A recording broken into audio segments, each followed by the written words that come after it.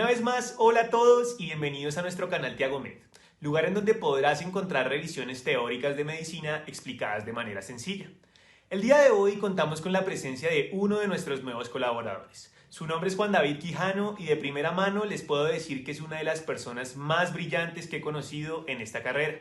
Adelante Juanda, cuéntanos qué tienes para nosotros el día de hoy. Gracias, Santi. Hola, ¿qué tal? Para mí es un placer formar parte de este proyecto tan maravilloso. Les cuento que la primera serie de videos que realizaremos estarán dedicados al área de la inmunología. Hoy iniciaremos hablando acerca de las generalidades de la inmunidad innata y adaptativa, sus principales características y mecanismos efectores. Espero que les guste mucho y vamos a ello. En primer lugar, un par de referencias de recomendaciones bibliográficas para que ustedes puedan repasar y profundizar los conceptos que vamos a exponer el día de hoy. En mi modo de ver, particularmente con la inmunología, al igual que con la gran mayoría de ciencias básicas que se estudian en la Facultad de Medicina, la principal recomendación sería irse a los libros de texto de base, a los libros de texto clásicos que sirven como fundamento del estudio de estas áreas. Particularmente les recomendaría el libro de Inmunología Celular y Molecular de Abbas, el libro de Fundamentos de Inmunología de Reut. Pienso yo que son tal vez los dos grandes referentes en este campo.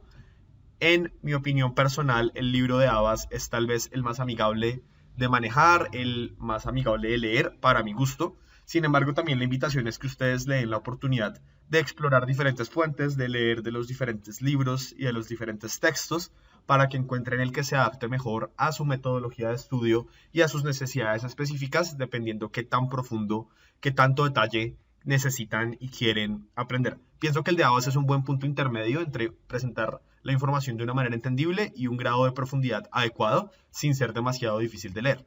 Pero de nuevo, pues pueden explorar el que les consideren, pues el que ustedes consideren más apropiado.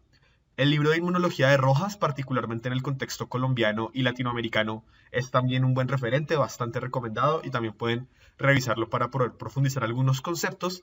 Y la última recomendación que les hago el día de hoy, un recurso tal vez no tan bibliográfico, una fuente un poco más informal, que es un blog que pueden encontrar en internet bajo este nombre, Immense Immunology Insight, en el cual van a encontrar diferentes imágenes, tipo memes y tipo caricaturas, que ayudan a difundir el conocimiento acerca de la inmunología, que les pueden ayudar a repasar de una manera diferente, un poco más didáctica y un poco más amigable diferentes conceptos de la inmunología. Así que también esos otros recursos que nos permiten estudiar de maneras más amenas y reforzar ciertos conceptos, pienso que son útiles para tenerlos ahí en el tintero.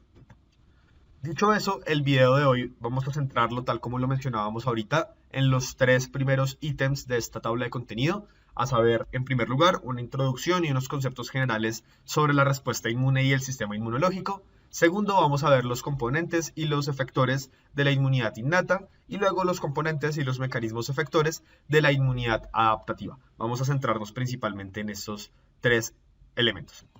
A modo de introducción, sabemos que el sistema inmune pues, es el sistema de defensa del cuerpo, ¿verdad? Está pensado para evitar que ingresen a nuestro organismo microorganismos posiblemente patógenos o que se desarrollen infecciones y daños al cuerpo como respuesta a esta posible noxa infecciosa. Una característica muy importante es que es un sistema difuso y eso es algo que lo diferencia a la hora de su estudio respecto a otros sistemas del cuerpo humano. Es difuso porque comprende diversos tejidos y diversos órganos. Noten que, por ejemplo, cuando pensamos en el sistema nervioso, lo primero que se nos viene a la mente es la imagen del cerebro. O si pensamos en el sistema cardiovascular, tenemos la imagen del corazón. Con el sistema inmune no funciona tan así porque no podemos pensar en un solo tejido o un solo órgano como protagonista de la respuesta inmune, ya que el sistema inmune y sus funciones pues están distribuidas a lo largo de casi que todo el cuerpo, a lo largo de múltiples tejidos y casi que todos los órganos y todos los otros sistemas tienen algún grado de interacción, repercusión o función inmunológica en sí misma. Así que digamos que comprenderlo como un sistema difuso es un elemento importante para facilitar su abordaje, su estudio y su comprensión.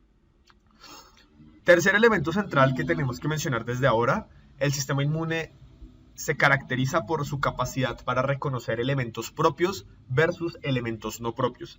Lo que esto significa es que el sistema inmune es capaz de reconocer cuáles son los tejidos, cuáles son los órganos, cuáles son los antígenos que son propios del organismo para desarrollar tolerancia ante ellos, ya vamos a hablar un poquito de esto más adelante, y reconoce cuáles son extraños, cuáles son no propios, por ejemplo a través de patrones moleculares, patrones asociados a daño, entre otras características que hace que lo reconozca de forma oportuna y que pueda montar esa respuesta de defensa en contra de lo exógeno, en contra de lo externo que sea potencialmente dañino. Esa característica esencial de reconocer lo propio de lo no propio va a ser muy importante a lo largo del estudio del sistema inmune.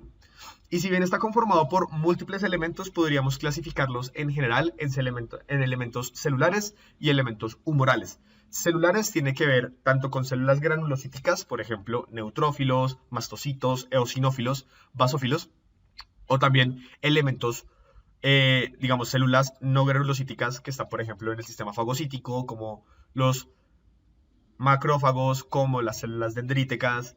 A nivel de la respuesta adaptativa vamos a ver que los linfocitos juegan un papel esencial, etcétera, etcétera.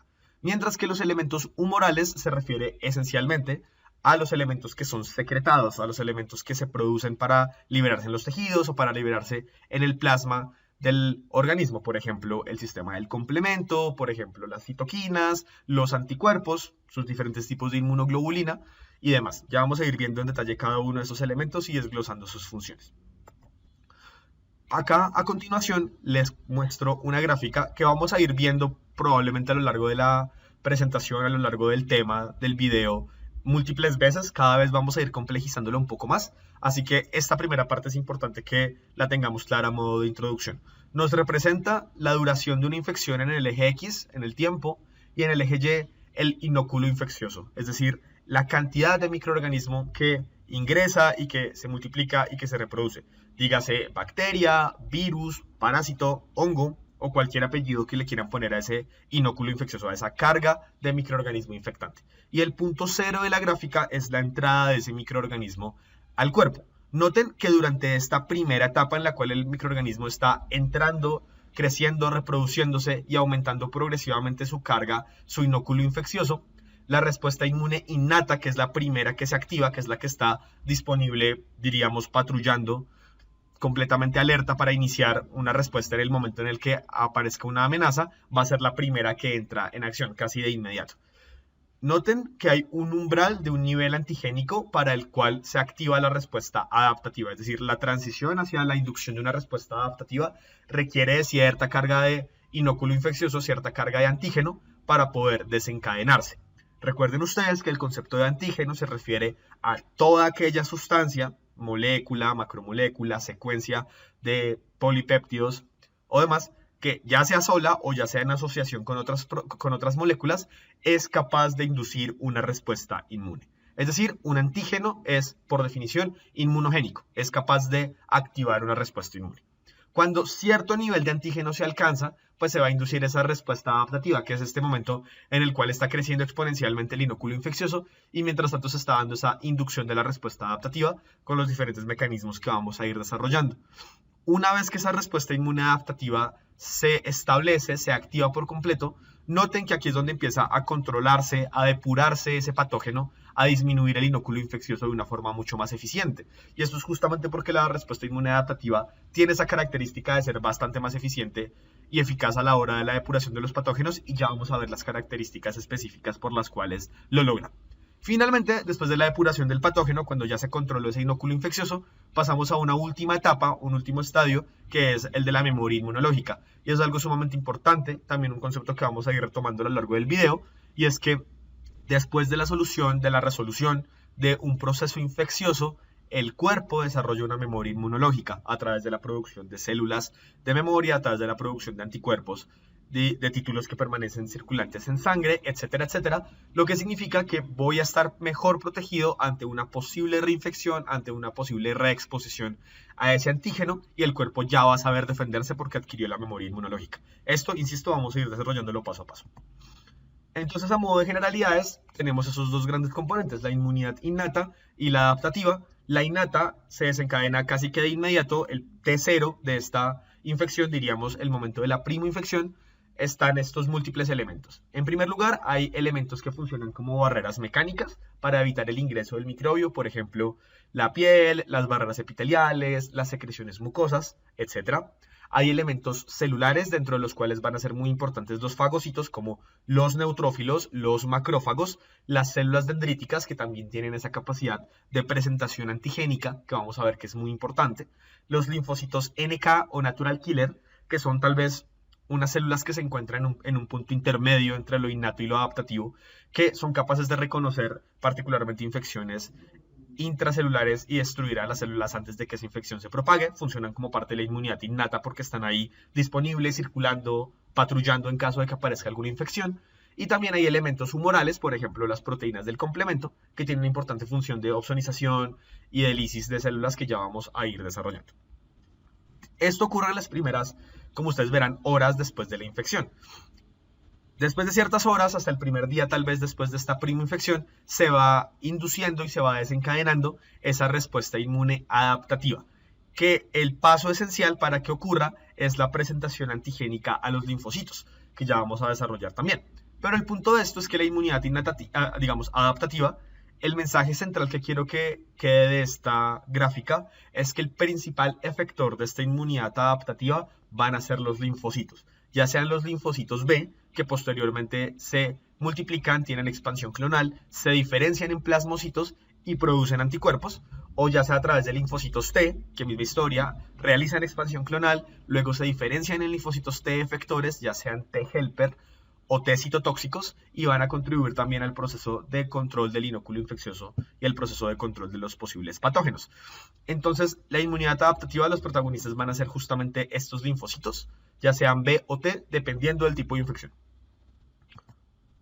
Importante, esta inmunidad innata tiene entonces la característica de ser natural. Como les mencionaba, está disponible ahí en el cuerpo, patrullando, vigilante, que no aparezca una infección y atacarla en el momento en el que se detecta, pero es inespecífica, es decir, la misma respuesta innata se da ante cualquier microorganismo porque es la respuesta que está preprogramada. Distinto de la inmunidad adaptativa, que es primero adquirida, ya que ocurre después de haber estado expuesto a la infección, y segundo, adquiere el grado de especificidad, es decir, que ataca directamente al microorganismo, al tipo de microorganismo en particular, y no es una respuesta tan genérica como la otra. Ya vamos a ver eso.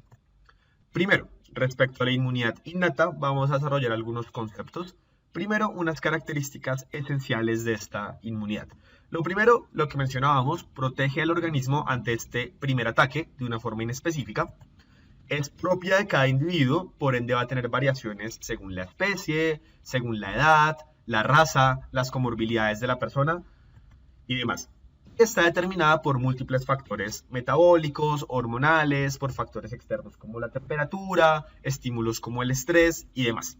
Estos dos conceptos van a ser muy importantes porque al comprender estas variaciones y estos factores individuales y de externalidades que determinan la funcionalidad del sistema inmune, es que vamos visualizando cómo es muy distinto cuando tenemos un individuo, por ejemplo, que es joven, que no tiene enfermedades, que no tiene comorbilidades, que tiene una adecuada alimentación, que no está sometido a estrés, que no tiene alteraciones metabólicas u hormonales, que no tiene ningún otro tipo de problema, versus el sistema inmune, la funcionalidad y la eficacia de un paciente o de una persona que es mayor, que es añosa, que tiene comorbilidades, que tiene otras enfermedades, que por ejemplo tiene alteraciones metabólicas como la diabetes, o que está sometido a estrés, a falta de sueño, algún tipo de inmunodeficiencia o inmunosupresión. En general van a condicionar la funcionalidad de este sistema inmune innato y muy probablemente va a haber uno que sea más susceptible que el otro. Así que esas variaciones son muy importantes. Su función esencial es reconocer y destruir esos posibles patógenos apenas entran en contacto con el organismo a través del mecanismo esencial de la fagocitosis, que es el proceso mediante el cual unas células especializadas llamadas fagocitos son capaces de devorar, de ingerir una célula potencialmente dañina y destruirla para evitar que se multiplique.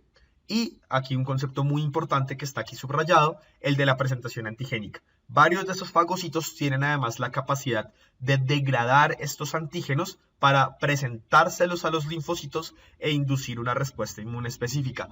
Este proceso de presentación antigénica es el paso, es el enlace, es el eslabón que conecta la inmunidad innata con la adaptativa. Así que es muy importante tenerlo en cuenta. ¿Qué conforma entonces esta inmunidad adaptativa? Son múltiples elementos, es una lista bastante larga. Aquí están citados algunos de los ejemplos más importantes. Pienso que la forma más práctica de comprenderlo es dividirlo en dos grandes grupos. En primer lugar, analizar los factores que limitan la entrada de microorganismos al cuerpo, dentro de los cuales encontramos, primero, la capa de queratina externa de la piel, que actúa como una barrera mecánica para evitar el ingreso de posibles patógenos. Esto pues siempre y cuando la piel esté íntegra, claro está. Segundo, la presencia de lisozima en lágrimas y en otras secreciones, que se encarga de degradar el peptidoglicano, que es un elemento constitutivo esencial de la pared celular bacteriana. Así que esa lisozima nos ayuda a eliminar esas bacterias. Tercero, la presencia de radicales de especies reactivas de oxígeno y de nitrógeno que facilitan y que permiten la lisis celular de microorganismos, por ejemplo, a través de mecanismos como el estallido oxidativo del neutrófilo y demás. Tercer lugar, la secreción de moco en los epitelios, ya que tiene un efecto de atrapamiento de estos posibles patógenos en este moco que se secreta para evitar que ingresen, por ejemplo, en el caso del tracto respiratorio, que avancen hacia las vías aéreas inferiores o hacia los alvéolos, misma historia de las mucosidades de otros tractos y de otras regiones corporales. Tenemos también los cilios del epitelio respiratorio, que por la función del barrido mucociliar logran ese barrido de moco y por ende el barrido de esos microorganismos atrapados para evitar que penetren más en el epitelio y que haya este recambio constante de moco que pueda barrer las posibles contaminantes, los posibles patógenos, incluso partículas externas. La presencia de un pH ácido a nivel estomacal y a nivel vaginal que retrasa el crecimiento y logra destruir los microorganismos al tener una concentración importante de hidrogeniones que logran desnaturalizar muchas de las proteínas y muchas de las membranas de los microorganismos. Misma historia, la presencia de ácidos grasos que en condiciones normales recubren la piel sana, también para retrasar ese crecimiento de microorganismos posiblemente colonizadores. Tenemos también la presencia de fagocitos en ciertas superficies. El ejemplo más clásico de esto es la presencia de macrófagos en la luz alveolar a nivel pulmonar, que tienen la función pues justamente de ingerir y destruir microorganismos, como ya mencionábamos, de los fagocitos. Tenemos también los sistemas de defensinas, que son péptidos con una capacidad catiónica, por lo cual logran desestabilizar y formar poros en la pared celular de los microorganismos para poder, a través de estrés osmótico, facilitar que se lisen y que se puedan destruir. Y también la presencia de la microbiota normal residente en lugares como la garganta, las vías respiratorias superiores, el colon, la vagina, la piel, entre muchos otros lugares, que previenen la colonización por microorganismos patógenos, ya que estos microorganismos de la microbiota normal establecen una relación simbiótica con el hospedero, en el cual logran ellos beneficiarse al crecer y al poder multiplicarse razonablemente, a la vez que evitan que el hospedero sea colonizado o invadido por unos microorganismos patógenos al saturar el medio y el evitar que estos tengan los nutrientes y las facilidades de crecimiento en este medio. Noten que está con asteriscos porque si nos ponemos con definiciones técnicas muy al detalle, probablemente no podríamos contarlo dentro del sistema inmune innato, ya que no hace parte del cuerpo. No se trata de células propias o de factores que el propio cuerpo secrete.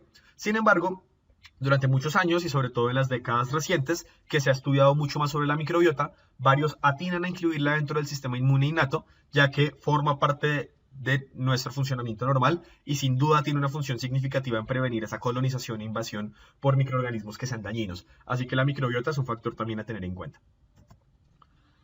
El segundo gran grupo que les mencionaba son entonces los factores que limitan el crecimiento de microorganismos una vez que ya están dentro del cuerpo. Y dentro de esto tenemos primero elementos celulares, esencialmente estos tres. El primero, los neutrófilos, también llamados polimorfonucleares, que tienen esta función de fagocitosis y destrucción de microbios, específicamente de las bacterias. Entonces, mensaje importante para recordar, los neutrófilos son los protagonistas de la respuesta inmune contra bacterias.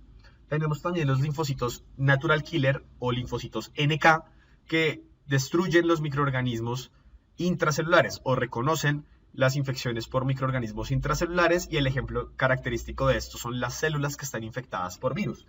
Recuerden ustedes que los virus son patógenos obligatoriamente intracelulares, así que los linfocitos NK van a ser bien importantes en este proceso a través de una interacción y un reconocimiento de anomalías del complejo mayor de histocompatibilidad tipo 1 particularmente, es que logran identificar esas células infectadas con virus. Sin duda el tema del complejo mayor de histocompatibilidad es un tema para un video aparte completo, pero para que lo tengamos en cuenta. Y en tercer lugar, los macrófagos y las células dendríticas, que funcionan como células presentadoras de antígenos, es decir, tienen la doble función de fagocitar y destruir los microbios, pero además realizar esa presentación antigénica a través del complejo mayor de histocompatibilidad tipo 2 a los linfocitos T, que ya veíamos era muy importante para la inducción de la respuesta adaptativa. Dentro de los componentes celulares también podemos mencionar, por ejemplo, los eosinófilos, que juegan un papel esencial en las infecciones parasitarias, por ejemplo, los basófilos, que funcionan como liberadores de histamina, que son un mediador inflamatorio importante, y otros granulocitos que podemos encontrar.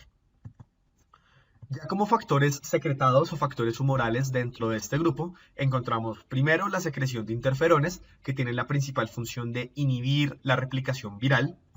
Tenemos el sistema del complemento, una serie de proteínas que se encuentran en el plasma que tienen la función primero de opsonización, esto es un marcaje a nivel molecular que se realiza en la superficie de las células de los microorganismos patógenos.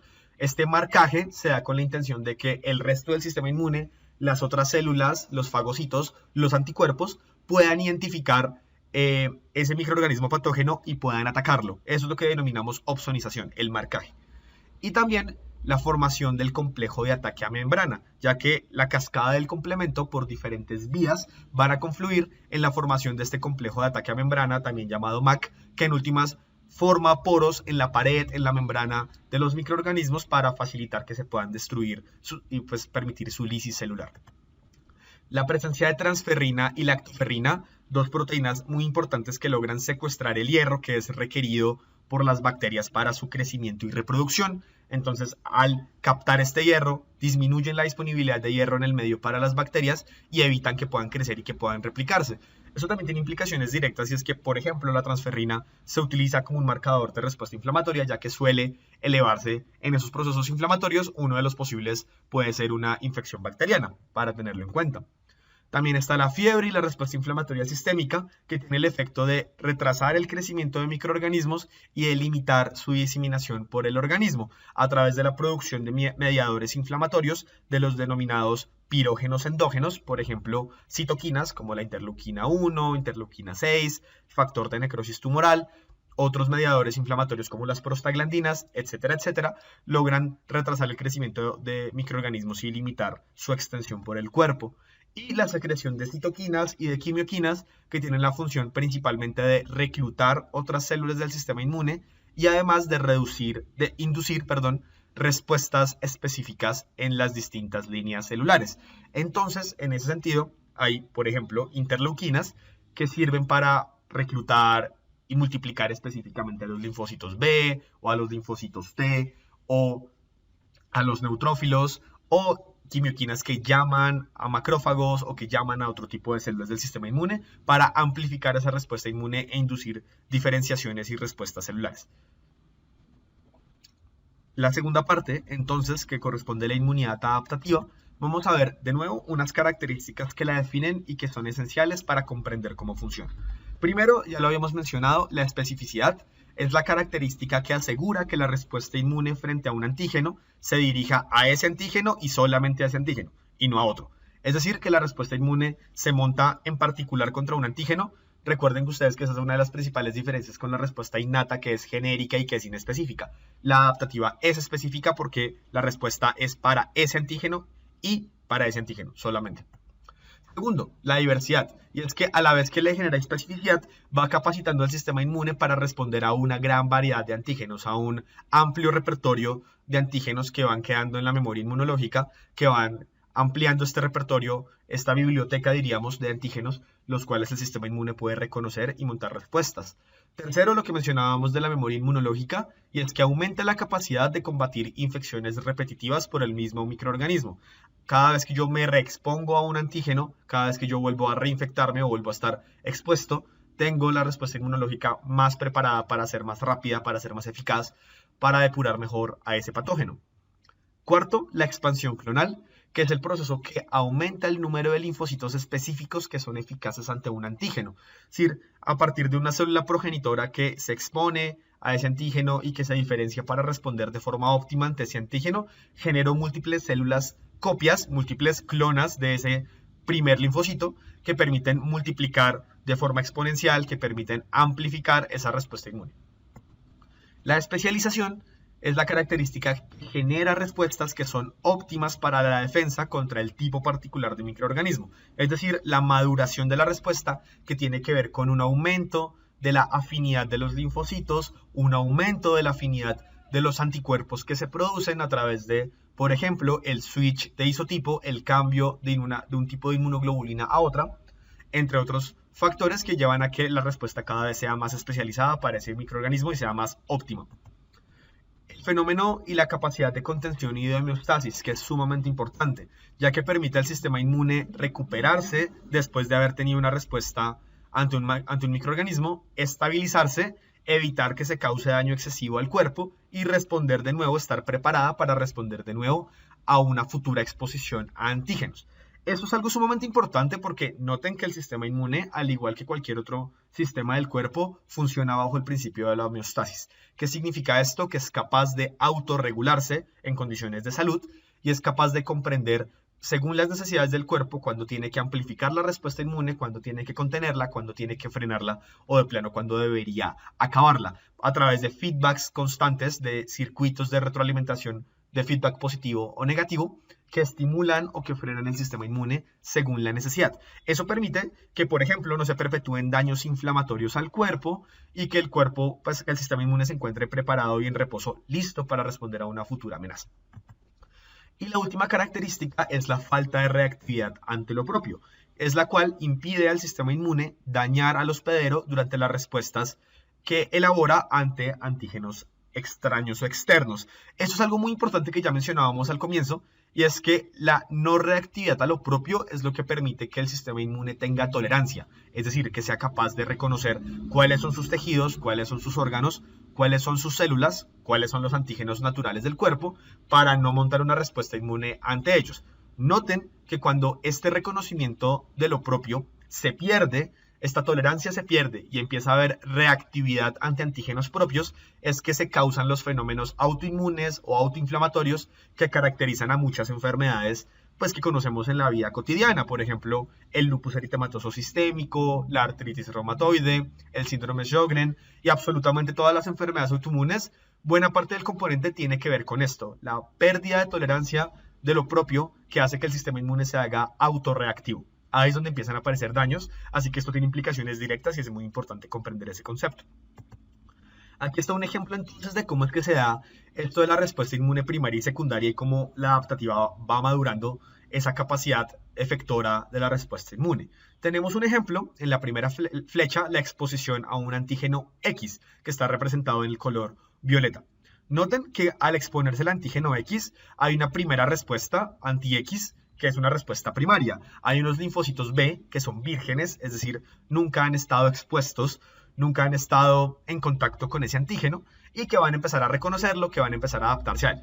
En el eje Y nos grafican el título de anticuerpos en suero, es decir, la cantidad, la concentración de esos anticuerpos que se producen en respuesta. En esa respuesta anti-X primaria hay una producción moderada de anticuerpos a través de la diferenciación de estos linfocitos B, que ya después dejan de ser vírgenes, a linfocitos B efectores y posteriormente a células plasmáticas que producen anticuerpos y logran el control de la infección. A medida que se va depurando el antígeno, pues vamos viendo esta pendiente descendiente en la gráfica, en la cual van disminuyendo la cantidad de linfocitos y la cantidad de anticuerpos, pero noten que ni los linfocitos ni los anticuerpos llegan al mismo nivel del cero absoluto. Es decir, quedan unos linfocitos B de memoria en el cuerpo, así como unos títulos de anticuerpos neutralizantes de memoria en el cuerpo, que quedan circulantes y que quedan persistentemente en el organismo. Esto va a ser importante porque ante una futura reexposición al antígeno X, que es lo que nos muestran en la segunda flecha, vamos a montar una respuesta anti-X secundaria,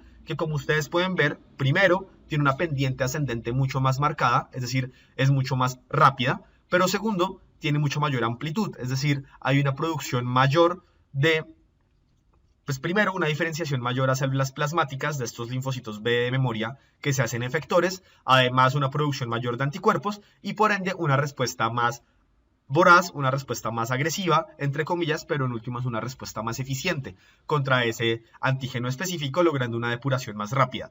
Y noten que después de esto quedan incluso más linfocitos B de memoria e incluso más anticuerpos en suero en los títulos que nos muestra la gráfica. Es decir, cada vez que yo me reexpongo al mismo antígeno, al mismo microorganismo, cada vez mi cuerpo está mejor preparado porque cada vez tiene más anticuerpos de memoria, cada vez tiene más linfocitos B de memoria que me permiten justamente defenderme de esa infección. Ya para terminar, vamos a analizar los posibles tipos de inmunidad adaptativa que van a ser esenciales para comprender cómo podemos adquirirla. Hay dos grandes mecanismos, uno a través de inmunidad activa o a través de inmunidad pasiva. La inmunidad activa se refiere al fenómeno en el cual el organismo se expone directamente al antígeno microbiano, ya sea el antígeno completo en el caso de una infección, es decir, estuve expuesto al microorganismo como tal y me infecté y lo respondí, o una exposición controlada a ese antígeno, a algún fragmento del antígeno. Esa exposición controlada es lo que hacemos en los procesos de vacunación. Exponemos una parte de ese antígeno o un antígeno de forma controlada sin infectar a la persona, pero le enseñamos al sistema inmune, digamos que lo entrenamos para que produzca linfocitos de memoria, para que produzca anticuerpos, que posteriormente ante una reinfección, ante una reexposición al microorganismo, va a lograr curar la infección y evitar que vuelva a darse, es decir, recupera de la infección y genera inmunidad. Eso va a ser importante porque entonces vemos, primero, ¿es específica? Sí, porque se trata de una respuesta adaptativa, porque responde específicamente a ese antígeno, pero además genera memoria, porque en el proceso de exponer al sistema inmune a ese antígeno, se lo entrena para que produzca linfocitos y para que produzca anticuerpos propios, que en últimas van a quedar circulantes en el cuerpo, como mencionábamos. Distinto al fenómeno de inmunidad pasiva, en el cual lo que se inocula, lo que se expone el cuerpo, no es el antígeno como tal, sino los anticuerpos ya formados procedentes de algún otro sujeto inmune. Es decir, el suero con anticuerpos que ya están sintetizados y que ya son efectivos. Eso es importante porque sí, claramente va a defender en el corto plazo al organismo de una posible infección, como vemos acá. Esos anticuerpos van a ser efectivos en controlar la infección y van a recuperar a la persona y son específicos, como mencionábamos, pero no generan memoria. La razón por la cual no generan memoria es que acá no estamos entrenando al sistema inmune para que produzca linfocitos y anticuerpos propios, sino que le estamos dando los anticuerpos ya formados. De ahí que no generen memoria. Y la forma más sencilla, pienso yo, de reconocer y de recordar estos conceptos es con este cuadrito, con esta tabla que les dejo para terminar. La inmunidad activa puede entonces adquirirse de manera natural, ya mencionábamos, la exposición a microorganismos o la infección. De esa forma, por ejemplo, cuando yo estaba en la niñez, tuve una infección con el virus de la varicela, por mencionar uno en particular. Después de sentir la infección, de sufrir la infección, el cuerpo montó una respuesta inmune que logró controlar la infección y eliminarla del cuerpo, pero además dejó linfocitos y anticuerpos de memoria que el día de mañana, ante una posible reexposición al virus de la varicela, si tengo títulos protectores de anticuerpos, muy probablemente van a ser eficientes en controlar esa infección, en evitar que vuelva a darse. ¿Por qué? Porque estuve expuesto al microorganismo. El ejemplo de inmunidad activa de manera artificial es la exposición a antígenos aislados, la exposición controlada a antígenos a través de la vacunación. Muy en boca de todo el mundo recientemente la vacunación contra el SARS-CoV-2, pero pues es lo que hemos hecho siempre con todas las vacunas que utilizamos en la práctica clínica. La hepatitis B, el polio, el neumococo, el meningococo, la influenza, absolutamente todas las vacunas funcionan bajo este principio. Y están, por su parte, los fenómenos de inmunidad pasiva, que pueden ser también adquiridos de forma natural o artificial. El ejemplo de la vía natural es la transmisión madre a hijo de anticuerpos a través de la placenta o a través de la leche materna. Entonces se va a tratar de anticuerpos específicos capaces de cruzar la barrera hematoplacentaria o que son capaces de ser secretados en la leche materna y que van a dar cierto nivel de protección y cierto grado de inmunidad al hijo, ya que pasan a su cuerpo, pero al ser anticuerpos ya formados, que no son propios del cuerpo del niño, eventualmente pues porque tienen una vida media específica, porque tienen un tiempo circulante después del cual ya se van a eliminar, se van a degradar y no van a funcionar, pues esa inmunidad no va a generar memoria. Y el ejemplo de la inmunidad pasiva artificial es la inoculación, es la exposición a sueros inmunes, a inmunoglobulinas. El ejemplo clásico de esto en la práctica cotidiana, frecuentemente las profilaxis post-exposición, por ejemplo en el caso de accidentes biológicos con riesgo de transmisión de hepatitis B, o en el caso de accidentes rábicos, en el cual, pues por el grado de afectación de la herida y el riesgo de infección con el virus de la rabia tan letal para los seres humanos, pues también se inoculan estos sueros inmunes que tienen una alta cantidad de anticuerpos neutralizantes que logran combatir la infección o la posibilidad de infección en el corto plazo, pero que eventualmente se van a agotar y no van a generar memoria. Entonces, para tenerlo en cuenta, el ejemplo de inmunidad pasiva artificial son justamente esos sueros inmunes o esas inmunoglobulinas. Listo, y con eso concluiríamos este primer video de nuestra serie sobre temas de inmunología. En la segunda parte de este tema vamos a revisar ya específicamente los mecanismos efectores tanto de la inmunidad innata como de la adaptativa y vamos a ver todas las fases, digamos, del proceso, cómo se integran para comprender el proceso en su complejidad. Gracias de nuevo por su atención y nos veremos en un próximo video.